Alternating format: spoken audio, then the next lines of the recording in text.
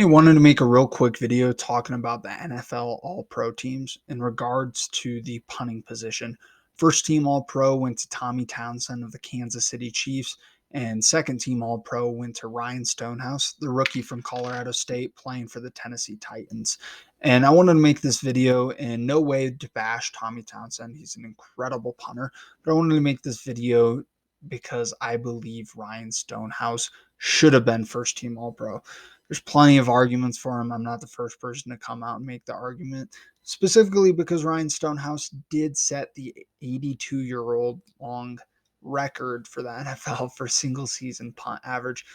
Obviously, that's a feather in his cap, but I wanted to make some arguments that I haven't actually heard in favor of Ryan Stonehouse. So let's make the argument for Stonehouse.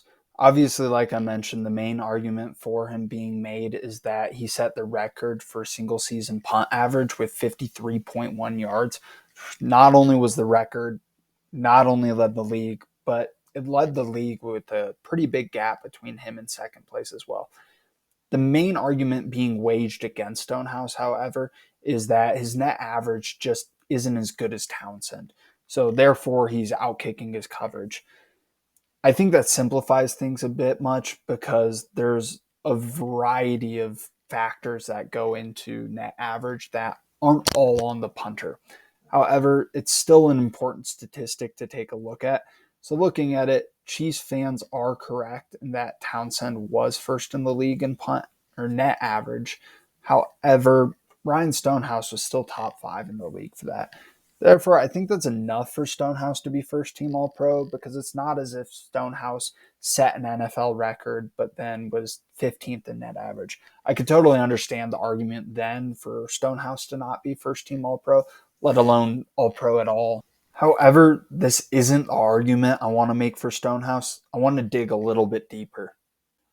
Statistics are obviously important for determining who is and isn't on the All Pro team, and for determining who's first team versus who's second team. If you've ever taken a statistics course, the first thing you probably learned is that sample size matters. With a small data set, it's easier for individual occurrences to influence the mean.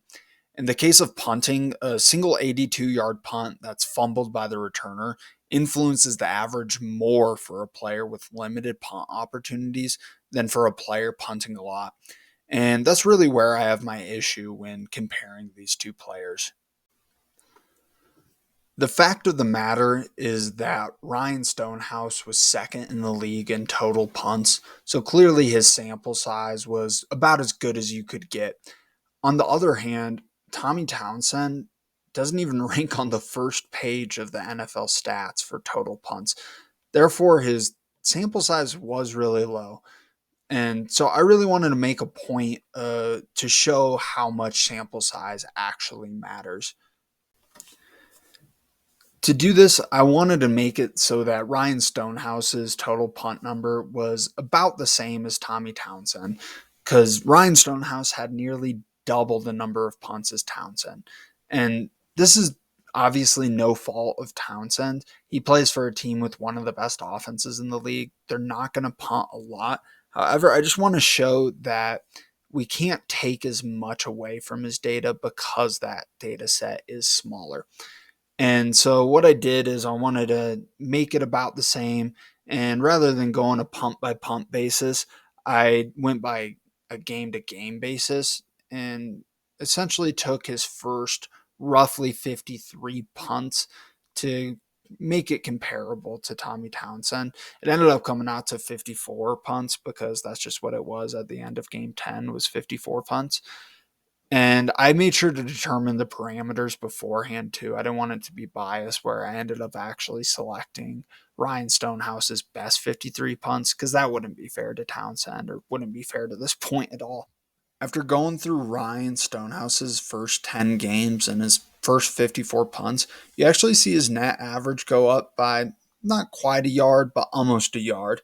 And this would actually move him from fourth place in the league to second place in the league in terms of season punt net average, which is definitely significant when you're talking about only two guys making the first team All Pro and second team All Pro.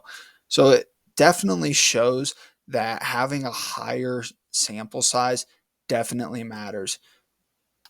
I additionally wanted to take a look at what his net average for the season was after every single game. So here in column C, you'll actually see what his net average was for each game versus column D, you'll see what his season net average was after each of those games, how it changed in that game that was just played. And you'll see a clear trend. His best games are there highlighted in green, or not necessarily best games, but his best net average after each game are there in green and his worst are in red. And you'll see all of the best come early in the season and the worst come late in the season.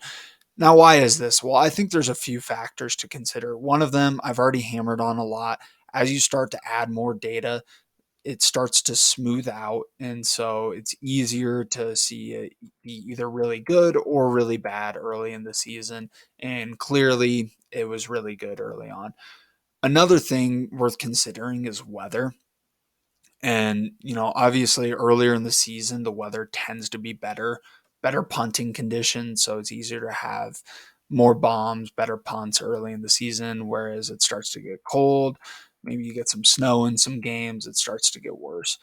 But a thing worth considering that I think helps Stonehouse's argument is that these guys are, putting their bodies on the line, not necessarily as much as a linebacker or running back, but there's a lot of stress that goes on the players, on their legs as they're punting more and more. So it's easy for the players to start to get tired as the season goes on.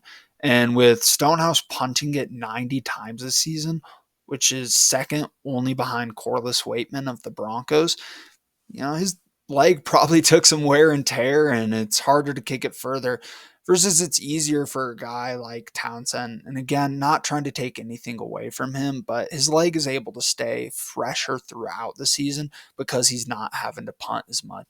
To wrap things up, I think it's really amazing what both Stonehouse and Townsend were able to do this year. Truly amazing punters, both of them are. I just think it's worth consideration that Stonehouse was able to do this on a consistent basis over 90 punts. That is just absolutely amazing. There's absolutely nothing to be disappointed about in terms of being the second team All Pro, especially as a rookie. Stonehouse has a hell of a career ahead of him. I'm super excited to watch it. And I think as he gains experience, is going to get better.